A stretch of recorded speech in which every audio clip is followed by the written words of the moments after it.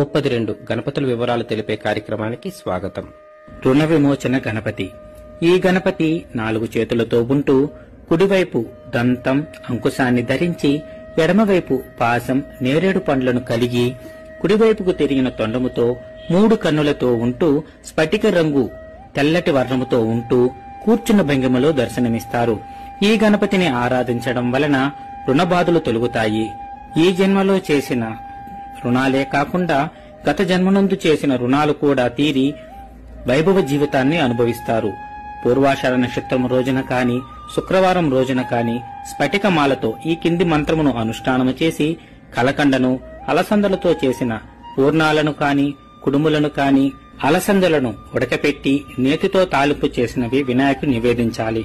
ఈ అలసందులనే కొన్ని ప్రాంతాలలో బొబ్బర్లు అని పిలుస్తారు.